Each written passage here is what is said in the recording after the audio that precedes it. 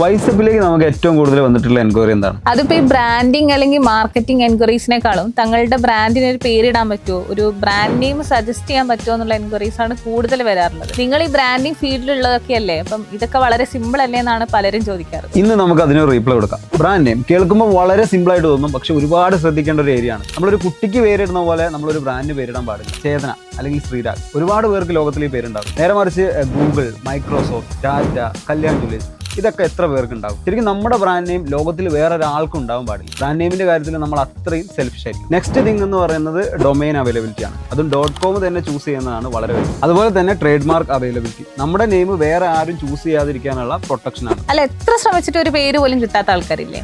അങ്ങനെയുള്ള ആൾക്കാരൊക്കെയോ പല ആളുകളും ഉണ്ട് ഈ ഡിക്ഷണറി നോക്കി പേരെടുക്കുന്നത്. ശരിക്കും ഡിക്ഷണറിയിലുള്ള 90% പേരുകളും ഓൾറെഡി ലോകത്തിലുള്ള പലരും യൂസ് ചെയ്തിട്ടുള്ളതാണ്. അതുകൊണ്ട് തന്നെ ഡിക്ഷണറിയിൽ നിന്ന് പേരെടുക്കുന്നത് നിർത്തിയിട്ട് നിങ്ങളുടെ ബിസിനസിന്റെ തീം മനസ്സിലാക്കിയിട്ട് അതിനനുസരിച്ചുള്ള ഒരു പേര് കൺസ്ട്രക്ട് ചെയ്യാൻ ശ്രദ്ധിക്കുക. ഈ ഫെഡെക്സ്, അതുപോലെ പിൻട്രസ്റ്റ് തുടങ്ങിയ പേരുകളൊക്കെ ഇതിനുള്ള ഉദാഹരണങ്ങളാണ്. ഇങ്ങനെ ജനങ്ങൾ എന്ന് ഓർമ്മിക്കാൻ സാധ്യതയുള്ള പേരുകൾ തിരഞ്ഞെടുക്കുക. മാത്രമല്ല ബാർ ആൻഡ് ഫോൺ റൂൾസ് എന്നൊരു റൂൾ കൂടെ ഉണ്ട്. അതിനെക്കുറിച്ച് നമുക്ക് അടുത്ത വീഡിയോയിൽ ഡിസ്കസ് ചെയ്യാം. അതെ, ഇനി എത്ര ശ്രമിച്ചിട്ടും പേര് കിട്ടാത്തവർ അല്ലെങ്കിൽ ബ്രാൻഡിങ് മാർക്കറ്റിംഗ് ഏത് റൂട്ടിൽ പോകണം എന്ന് അറിയാത്ത ആൾക്കാർ നമ്മളെ കണക്ട് ചെയ്യട്ടെ.